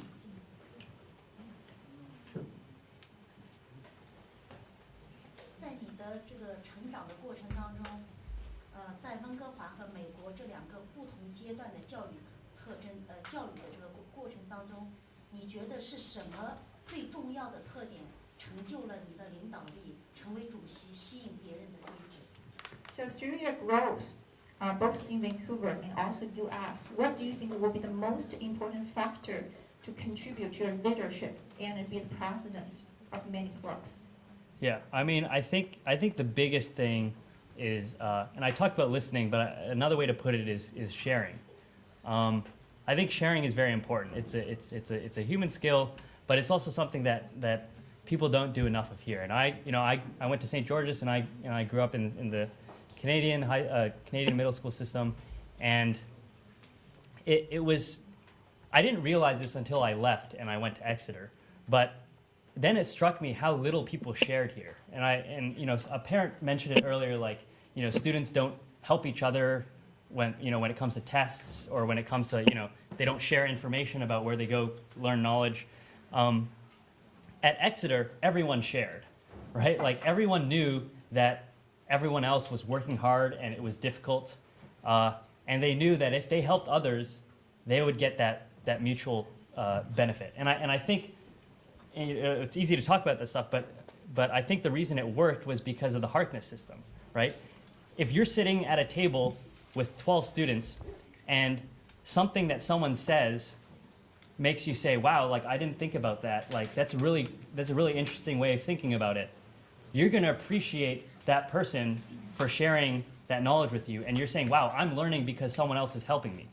right? It's that kind of attitude that I think there isn't enough of here. And I don't blame students here. It's because the system doesn't support that kind of attitude. If everyone's competing for the highest mark, and you know that if you give someone the secret to like doing well in tests, they're going to do better than you. Like, of course you're not going to share. So it's the educational environment that doesn't support that. But I think there are ways around it. I think if you can encourage your child to share more, it'll do a lot for his or her learning. 我刚才想说的，其实第一个呢，就是 challenge and you're really open-minded. But however, as I've learned that most students from Harvard will go intern in juniors or like senior years. How can you find the opportunities? Or are you finding it from the Career Center? And what the difference from the Canadian students and US students? Is there any discriminations or if there's any differences for students for both countries to go for internship? So the easiest question to answer is there's no difference for Canadians. As a Canadian student, you're on a student visa and you're allotted, it's 1 to 3 years for employment during your school year. So like that's not a problem. If you can get accepted to a job, you can use your free working pass to work. So a lot of people start their first year doing internships. I personally was very against it. My first 2 years, I didn't do an internship. I went and did my own projects and traveled. I think that the experience that I had my first year traveling was more than any time at school could have taught me. I think the key is not, you don't have to follow a rule that says, I have to do an internship my third year or I have to do an internship my fourth year. I think the key is finding something you really like to do. So a lot of my friends did internships because they thought, I'm in my third year or second year, I have to do an internship. And they ended up, typing Excel spreadsheets or like, getting coffee for their managers the whole summer. And like, for me, that's not a useful or a good use of my time. So it's really, you really have to be selective about the internship and what the actual day-to-day job is. And yes, the career office does provide a lot of support. I personally didn't use them. But yeah, there are a lot of companies that will come to Harvard and they'll go through the career center to find students. But yeah, a lot of universities have that center. 首先回答第一个问题比较简单的，就是我们作为加拿大的学生到美国跟美国当地的学生并没有什么区别，只是我们有一个公开的工作的签证和工作许可而已。那么第一年的实习是很多人都会参与的，但是我个人非常的反对。那么我的第一年、第二年都是做我自己的项目，然后去游学或者是旅游。那我认为我大一的经历呢，要比我多年在学校里所学到的要多得多。其实每个人都在想说，我到底喜欢做什么？可是你在实习的时候，在大一你真的做不了什么，因为也就是在上面做一些 Excel 的表格，或者是给你的老板递递咖啡。那么其实我们要认识到，实习还是跟实际每天的工作有所不同。当然，回答问题来讲的话呢，我们不同的学校不仅仅是哈佛，其他的学校的话呢，也全部都有这种工作的中心或者工作信息的中心。那么大家都可以在里面获得各种各样的一些实习和工作的信息。我想问一个 motivation 的问题，就是说你能不能总结一下，就这么多年一路走来，你觉得你是什么最 motivate 你自己？然后这个 motivation 是可以用几个方面来概括吗？就是这样跟大家同学们分享。那我刚才想，the question that I want to ask you is what motivated? What is your motivation to go through all this path and from the high school to the universities? Are you able to share? I think the right question to be asking is not what you're motivated in or how you're motivated, but how do you create a space for your child to be motivated, right? So for me, I had a lot of freedom. I had a lot of time to think. I finished my schoolwork early, and I would watch TV. I'd watch like the news. I'd read the newspaper, and I think just that like exposure to a lot. It's not like you're instilling motivation in your child. It's you're trying to create a space for them to be motivated, right? I think every child is capable of being motivated. If your child isn't motivated, you probably haven't tapped into that environment. So for me, it was definitely creating the breathing room and the space for me to think about a variety of topics. And I'm gonna be honest, like I hated a lot of stuff that I did. There's some subjects that like math, I hated math. Like I was good at it, but it didn't mean I liked it. And I learned pretty quickly that that's not what I wanted to do. But that same thing can be applied to a lot of other ideas. If you want to allow your kids to expose a wide range of things, like your kid could be interested in the arts or like music or design, or you have to create that environment for them to find out what they're motivated in. 那我认为的话，这个并不是说我如何会有原动力的。我认为呢，更多的其实是应该是说，我是有很多的空间和时间去想做我自己想做的事情。那比如说，我有时间去看电视，我有时间去看新闻。那么有这些时间之后呢，我会去想我想做的事情。说实话，我并不喜欢数学，但是呢，我觉得家长应该鼓励学生更多的多元化。比如说，他可能更喜欢艺术，或者更喜欢设计，去追寻他自己内心真正想做的事情。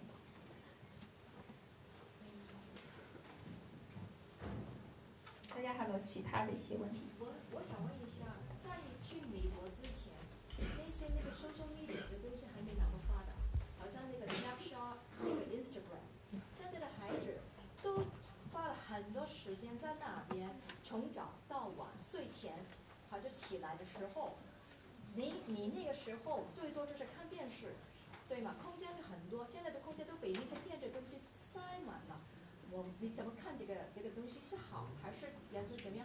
要不要管制一下？怎么样的引导他们到正确那一块？Before you went to U.S., I don't think at your period, at your age, social media is not developed yet. But now it's so developed and popular that even they have the space in time, they will use it for social media part. And what do you think about it? I think social media can be very powerful. It can be a good tool. At the same time, though, there are a lot of negative consequences, and I really believe that they're negative. I think the biggest negative is that it tells a lot about your personality as a child, right? If you think about it, it's social media. It's social, right? The reason that people use social media is to be social. But 5-10 years ago, being social meant calling your friend, or going to their house and interacting with them, or having fun with them at school. Now, being social means sending them a little Snapchat, or posting something to Instagram, or sending a Facebook message. That's not being social. That's being isolated in your phone, right? I mean, I think it's really good that I think it's really good that these founders of Snapchat and Instagram have created these platforms for people to share experiences.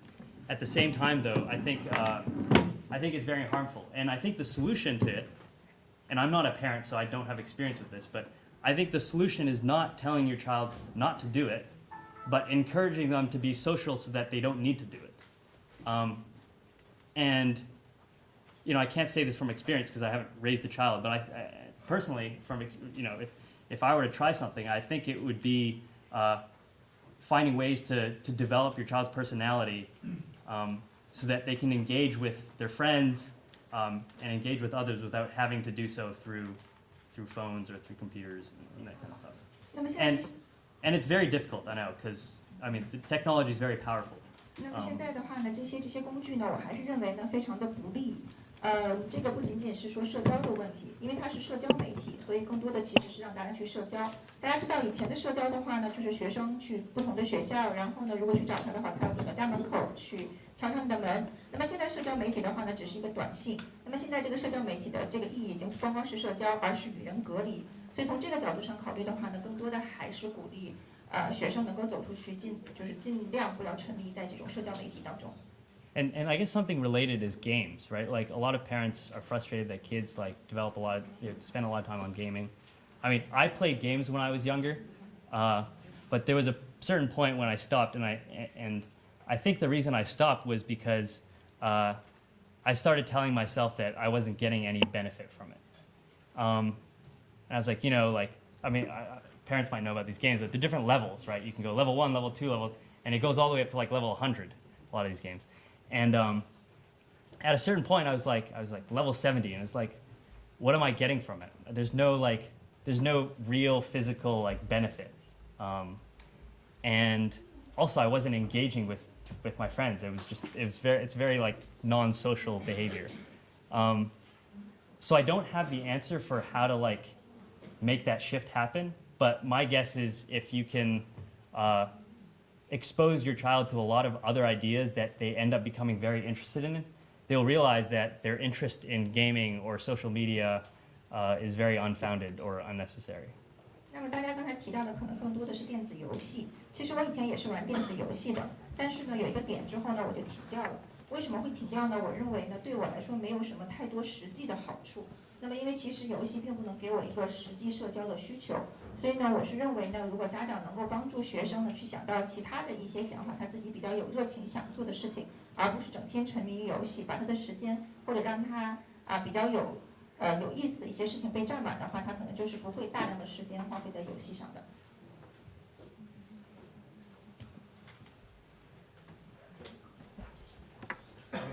非常感谢你妈妈。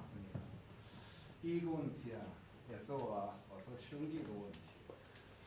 他想想，就是你小时候，你和妈妈下的规矩下，你现在大了，谈谈你的现在的感受和认识度的感受，这是第一个问题。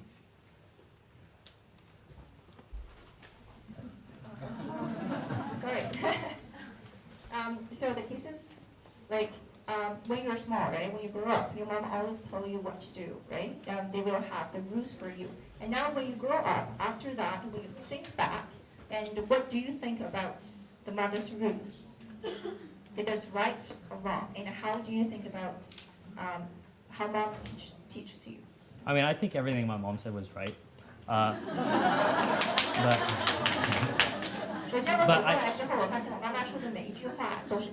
But I understand where the question is coming from. I understand why you're asking that question, because I think a lot of students will argue with their parents and say, you know, like, I don't, like, this is not right for me, whatever. I think it's a process of life. It's a life process where students or like young people grow up, and I think when they become parents, they realize that like what their parents told them was actually right, and they'd say the same things to their parents, but when they were younger, it like doesn't happen. So I mean, it's hard to avoid, but in terms of like how to make that easier, I always believe that the less you tell your child, the more positive effect it will have. Because I can imagine, you know, if my mom had said the same thing to me like every single day, at all times of the day, I would have been crazy. So I feel for a lot of the students here where like they're telling me, you know, like my parents tell me to do this, and like, and I said this before, but I think the parents do it with very good intention. They want the best for their kids, but sometimes it might not have the best consequences. 那我很明白哈，就这个问题的原因是什么？那么因为我从小的时候呢，我首先认为哈，我妈妈所有跟我讲的这个事情都是正确的。但是呢，我认为很多的家长应该少说多做，而不是一直不变的唠叨。那我现在如果想一下，当年我妈妈如果每天不停的跟我整天在说一件事情的时候，我现在肯定已经疯了。所以呢，但是呢，很多的家长的出发点其实是好的，所以我认为其实是一个相互理解的过程。And also, I think it's important for kids to learn what the parents say themselves, as opposed to hearing it from someone else. Like the best learning experiences are ones that, you know, they understand themselves. 那我觉得很重要的话呢，学生就是其实应该知道家长是怎么想他们的，这个呢比别人怎么想他们更为重要。其实更多的在这个成长过程当中，首先要有自省和自知。这是第一个问题。第二个问题是，当你14岁住宿的时候，你的健康的成长的思想来源点在哪里？因为你靠自己在住宿了，你的思想来源点，健康的成长的思想来源点。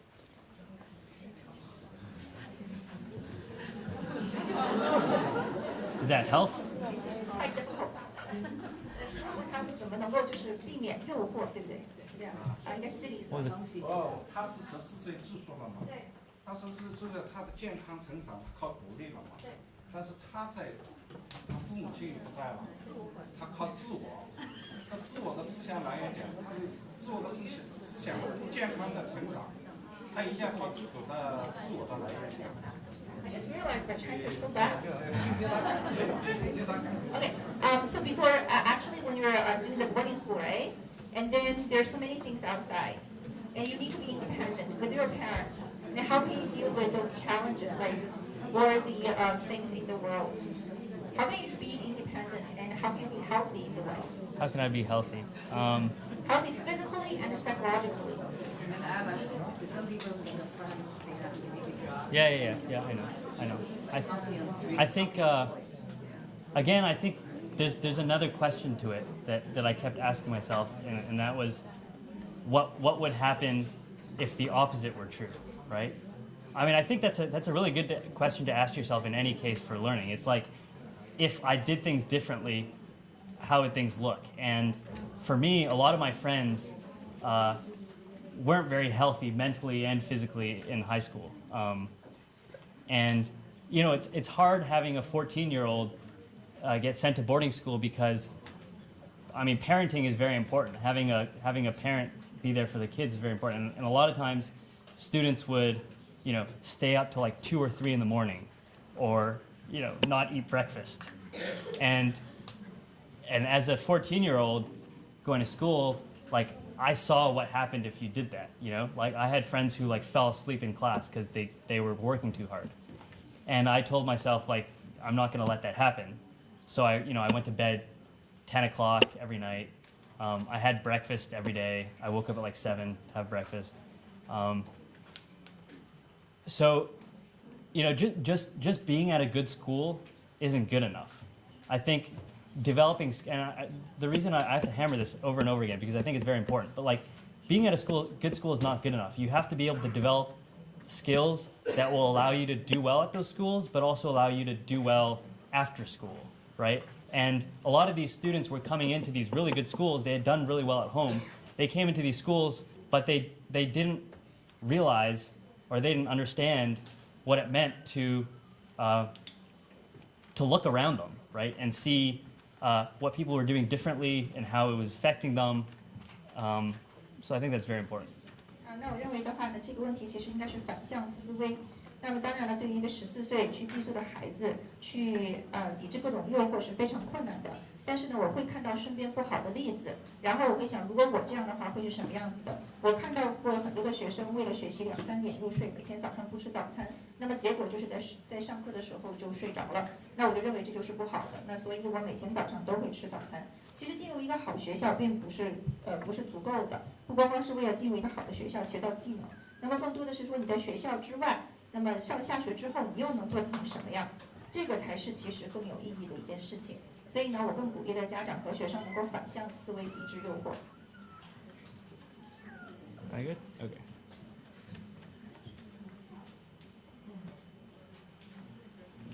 大家还没有其他的一些问题 ？Any questions for students and also the parents?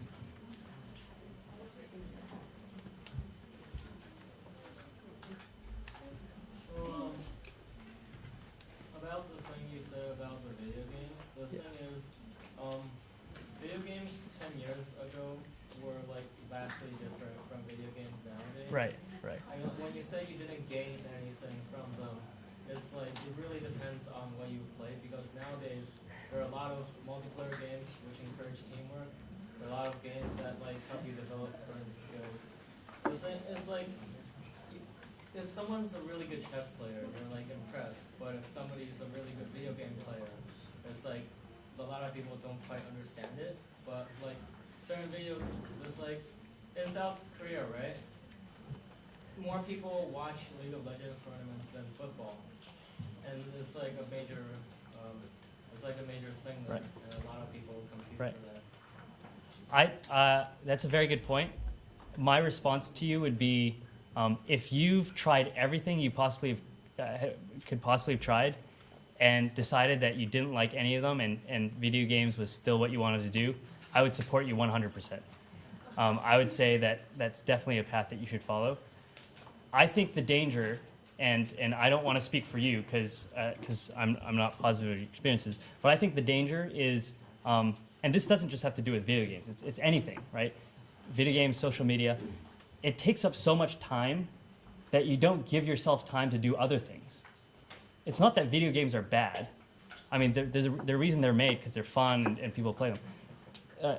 If you don't have time to explore your other interests, like how do you know that you're not in love with something else that you haven't already discovered, right? And life is, I mean, a continual process of learning, right? So try something new, and if you don't like, I mean, you're still young. How old are you?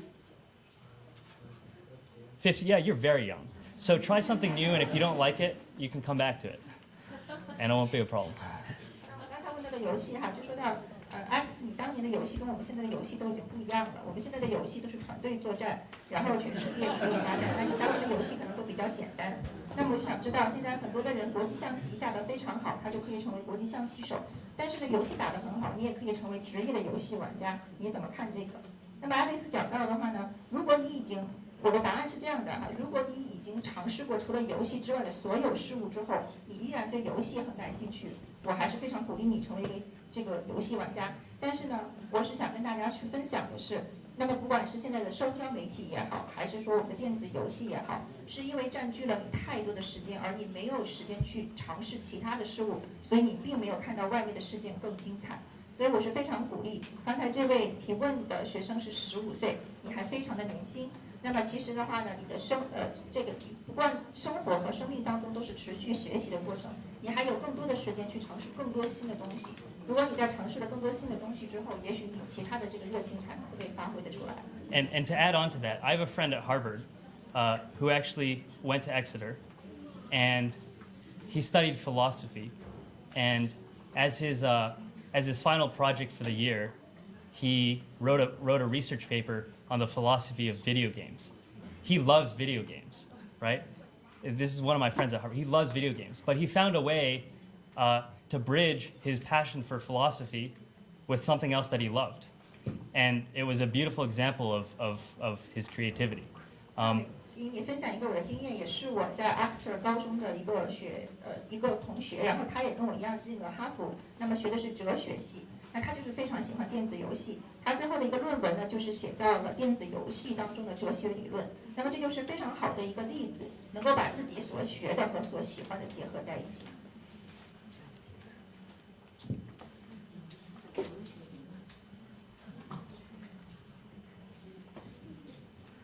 Calvin? 我想问一下，就说你去了美国，接受了最高等的教育，然后呢，你最大的收获和感受是什么？还有就是你决定你毕业以后决定会留在美国工作，还是会回温哥华？最后一个就是现在温哥华很多学子都希望去美国去接受教育，你的建议是什么？ So there's two questions. The first part, what is your biggest benefit for being educated in U.S.? The second part is, are you going to stay in U.S. after graduation? And the first part, can you give some suggestions for the students in Vancouver who want to go to U.S. for education? I'll answer all three in kind of one answer. I think what makes the United States unique is that its people are very aggressive. And I don't mean mean aggressive, they're just very aggressive with their ideas. And it's very hard to, it's very difficult to challenge someone's idea in the United States. And everyone has very different ideas. In Vancouver, everyone pretty much has very similar ideas. In the United States, you could go to a different city and meet someone who has very different political views. I mean, America is known for being a melting pot, right, of diversity. I think the benefit of that is, one, it allows you to learn how to receive other people's ideas, right? It allows you to be exposed to a bunch of different ideas. But that's not the most important. I think the most important is learning how to build your own ideas. If you talk to students here, you'd find that a lot of people don't have independent ideas. They don't think independently. They could say something out of their own mouth, but if you ask them whether they really believe it, they're like, I don't know, maybe, And if you tell them something else that changes their mind their minds really easily change, which means that they're not like wedded to their ideas. And it doesn't matter if you have the right idea. That's not what's important. What's important is you have that you have a confident idea, something that you really believe in. And I think the biggest help that this system has given me is understanding how to defend my own ideas. And part of defending your own ideas is understanding where other people come from and why they have their ideas, and that'll help you build your own set of fundamentals. So yes, I completely think that if you've grown up here, you should definitely try to go through that system. 所以我刚才就是回答大家的问题哈。第一个的话呢，其实我在美国获得最多的一个，就是我觉得哈，美国为什么会我感觉美国受教育会好一点的话呢？那么第一个就是美国非常奇特的一个地方，那么每个人呢都非常的强势，但是我并不是认为强势不好，我只是说呢，他们自己的想法是很难被挑战的。那么大家都知道，美国是一个大熔炉，他们对大熔炉。对不同的政治观点都有自己的一些看法，你到哪里都可以听得到，每个人都在维护自己的观点。而我从这里就学到了很多，怎么去有独立的思考能力，怎么能够建设自己的想法，而且怎么维护我自己的想法。然而呢，我认为在温哥华的时候呢，大部分的人有同样的想法。你问到他的时候呢，他就说有可能，也有可能不。那么对于自己的想法，并不是那么主动的去维护，而且并没有显示出自己的一些自信。所以我认为，只要有条件的学生的话，我还是鼓励他们能够到美国去读书。Possibly, want to ask you, do you want to live in U.S. or you come back to Vancouver? Oh, right. I don't know. It all depends on opportunity. I think for now I might stay, just because, there are a lot more opportunities there. But Vancouver's a great place. It's a great place to live. So I'm not positive yet. 那么我现在还不知道，我是完全取决于机会。那么可能性比较大的还是我会留在美国，因为机会更多。但是我并不反对回温哥华，因为温哥华毕竟是一个非常美丽的城市。Alex, you are a very special kid. Thank you. Different from other people. When you were young on the early stage, what made you so mature? What made you be thinking that you motivate you to become today, or go to a good school, or become a great kid or a good personality? Yeah, no, exactly. 那就说呢，就是 Alex， 你是跟很多的年轻人是不同的，你很年轻又很成熟。那你认为是什么铸就了你今天成为了一个大家心中的好学生，有一个好的性格？是你妈妈影响的吗 I think a lot of, most of it is parenting. I think a lot of most kids are born the same, and I don't want to get into science, but there are studies that show that fraternal twins who are basically identical and are raised in different families, have very different outcomes. So it's a lot of parenting. 我认为还是父母之教，因为大家可能知道哈，我们每个人的出生都不会有太多的不同。那么以前有一个科学的研究就说到，虽然是双胞胎，在不同的家庭环境当中成长，也会有不同的这个成就。所以呢，我认为我的成长跟我的家庭的教育起到了决定性的作用。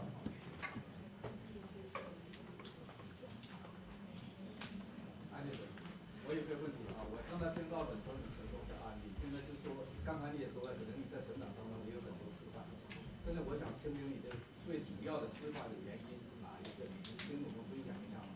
因为现在毕竟在座的很多人都是普通人比较多，顶尖的学生还是比较少。那么我建议就是我在想，就是你跟我们分享一下，给这些普通的学生有什么建议？而且你在我两个问题啊，第一个问题就是你在成长当中你的失败经验。第一个比较印象比较深，给我们分享一下。那么就是还有一个，就是第二个问题，就是说跟这些普通的学生讲，就是说他们在成长当中应该注意哪些方面。So I have two questions. You share a lot of experiences for success. Can you share one of very impressive failure experiences that you have had for us? The second part is most of the students are common students. So what is your experiences and your suggestions for the students here right now? I think the biggest failure for me was definitely at Exeter. So my first year there, as a Canadian, as a 14-year-old Canadian going to Exeter where you're surrounded by American kids, and a lot of international kids, it's tough to survive because it's a very different lifestyle, and socially it was very difficult for me because I'd grown up in, I'd grown up at St. George's where I was the best, and everyone they put I had a lot of accomplishments, and I thought I'm doing pretty well. At Exeter, everyone's at the bottom. You start at the bottom, and for me, and I know all of my friends at Exeter were all the top at their middle schools, and for a lot of Americans, being at the bottom was not so bad for them because they had learned to kind of work their way up their whole life, and they had learned to be aggressive and to believe in their ideas. And for me, the first year at Exeter was a lot of questioning. So I ran for a president position, and I didn't get it. And at that point, it was a big setback for me. And I said, maybe I can't do this. Maybe I wasn't meant to be here. People are incredible here. I think the biggest learning experience for me when that happened was understanding that that I was better than other people in a few things, and other people were better than me in a lot of things, and there was a lot more for me to learn, right? And kind of that acceptance led to me kind of being more open with a lot of students there. And I think that, they elected me president, so I think that kind of resonated with them. But it took time. It wasn't like I went to Exeter and I was the best at the beginning. You really have to start over again with nothing, with literally nothing. No one cares that you were a head boy at St. George's. No one knows. No one cares that you could run fast, because everyone there is a good athlete. And to your second point about what can average students do? I mean, I'm an average student, I have to say. I've worked my way up from the beginning. It wasn't like I was born to be like this. I think. Here's one thing that I haven't said that I think is really important. When I was growing up, a lot of parents compared me to other people. They said, "Oh, look at Alex! He's doing this and this and this. Why don't you go be more like him?" And I know kids who would meet me, and then on the ride home, their mom would be like, "Hey, why don't you do what Alex is doing? Go be more like Alex." And I didn't really care because it didn't affect me. But I couldn't help feeling really bad for the kid, because if I was a child, I wouldn't really want that. And I think it's harmful because every student is very different. There's no such thing as I'm not the model student, right? You could have any child here could do exactly what I did, and it might not work out for them. Everything that I've done, I deeply love doing, which is why I've been pretty successful at it. I'm sure there's something that every one of you could fall in love with and have a passion for. You just have to be able to find it. And if you're able to do really well in it, then you'll be another average student who has a lot of accomplishments, which is perfectly doable. 那我刚才回答的问题就是说，其实我比较失败的经验呢，就是跟大家分享一下，就是我在第一年呢进入了美国高中，就是 Exeter 的时候，那大家可以想象一个14岁的男孩子在加拿大、美国在温哥华最好的男子私立学校，然后是最好的学生。然后我进入这个美国精英群体之后的话，就要一切从头再来。生活对我来说是非常艰难的，社交对我来讲也是很艰难的。没有人会注意说我的跑步跑的是最好的，因为每个人跑得都很快。没有人注意说我学习成绩是最好的，因为每个人学习成绩都很好。那我遇到的我的每一个学习的学生和一个同学，都是他们当时在学校最好的。所以其实我就要从底层做起。那么对于很多的美国的学生来讲，这并不是问题，因为美国人从小就强势。那么对于我来讲就是一个问题。比如说我第一年的时候在竞选学生会主席的时候我就失败了，那个时候我就开始怀疑自己，我才开始意识到我只比别人好一些，那别人比我好很多。所以在这个过程当中，我就开始不断的更多的学习，然后呢有更好的一些开放的思想跟大家进行分享。那么其实回答您第二个问题，我也是一个非常普通的孩子，只不过是与别人相比的时候，我更加的坚持了我当时的初心。那么很多的家长听完讲座之后呢，都会拿我去跟孩子们对比，说你要跟 Alex 一样，你怎么没有成为他？那么实际上呢，我这句话对我来讲没有什么，可是对你们的孩子来讲，可能没有人愿意去听的。那我只不过是寻找到了我自己想做的事情，而且我坚持下去，才有了今天的成就。那么每一个孩子都可以做成我这样，那么每一个学生都会有自己的一些想法，有自己热情的事情，只要你们鼓励他做下去，他就有可能是成为明天的一个 Alex。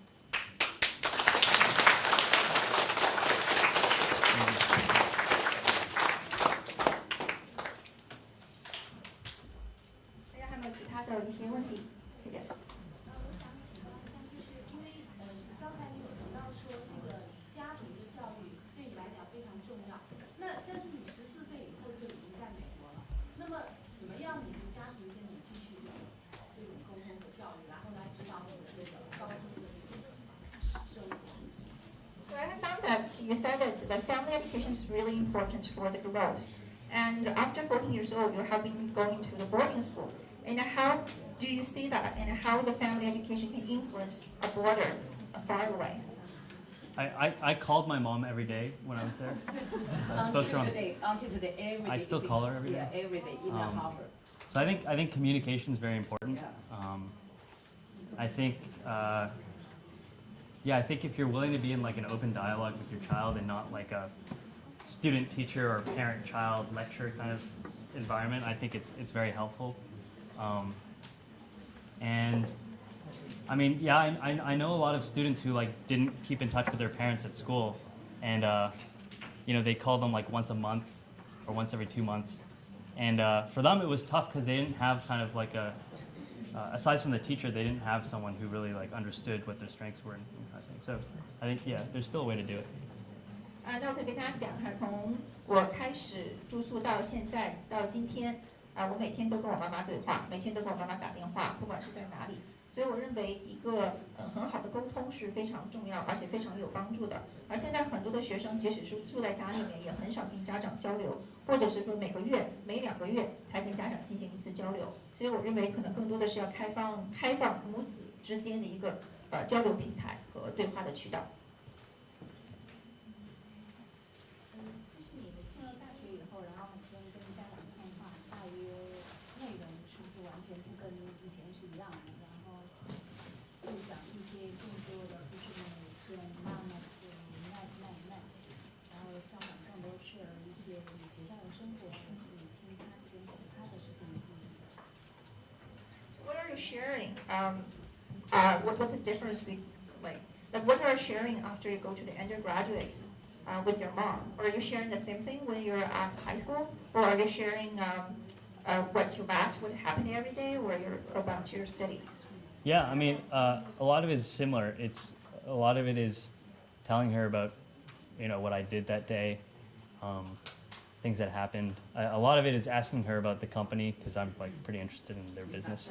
That's true. So like I know all their clients and their jobs and whatnot. Yeah, it's everything. 那每天的话，我其实在高中跟大学交流的东西都差不多，每天就告诉我妈妈每天我都做了点什么，周围发生了什么，然后大部分的时间我会问他们公司的事情。其实我对他们公司事情非常感兴趣，然后认识很多的客户，就问他们公司都发生了一些什么事情基本上都是这些。在加拿大15岁就是可以合法出去打工了。我是觉得一个小孩如果他要是更好的接触社会，就是暑假去打工也是一个挺好的办法。就你有什么建议吗？就如果打工，会有什么样的提议？第一份工应该是什么样的方式去了解接触？ So in Canada, like when you're 15 years old, you're able to find a job in the summer time. So I think that's a really good experience. Do you have any suggestions for the first job that can be found in summer school, in the summer? I mean, I totally agree with you. I think work experience is it can be much more beneficial than like a summer camp or any summer class.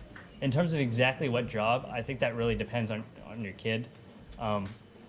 You know, if they're pretty quiet, then maybe a marketing job wouldn't be the best thing. I think a lot of it is understanding what your child's strengths are, and kind of what you want to develop.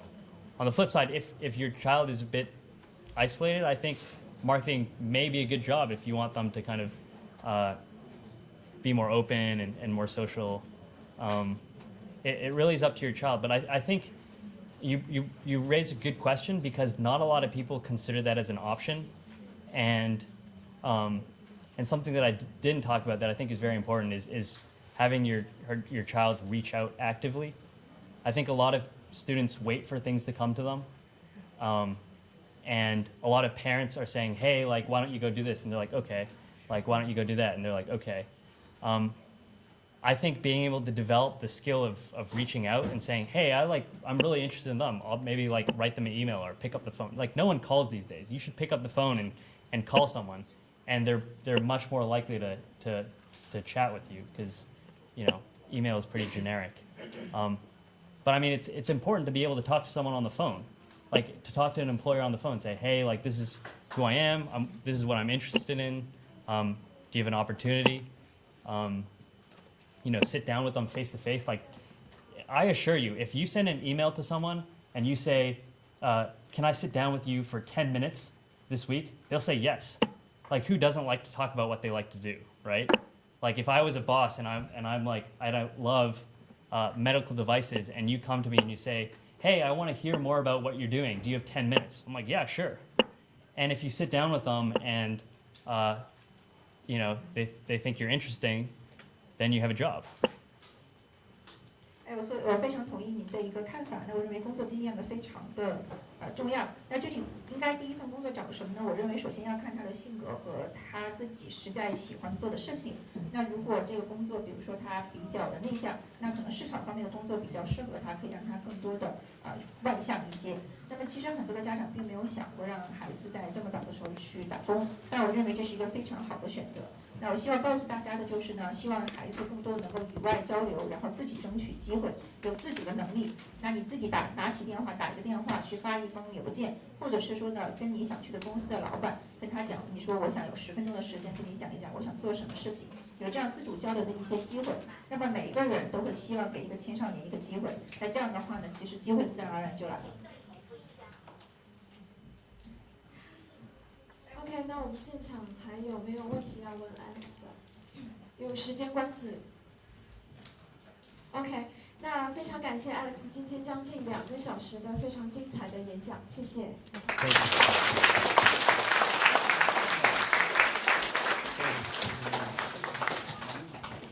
也非常感谢 Sharon 今天跟我们家长还有我们的学生们一起分享了你们的精彩，谢谢，因为你们教会了。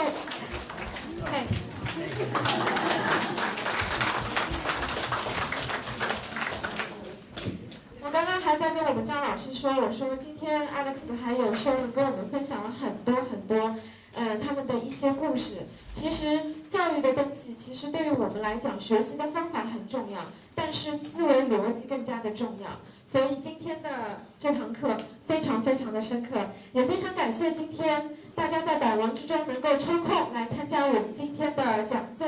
那如果呢，在座的家长还有同学们，如果有什么问题，可以扫我们的2维码。那当然，我们可以把你们的问题转交给我们的 Alex 和 Sharon， 那之后他们再会让我们做解答，好吗？非常感谢你们今天的到来，谢谢。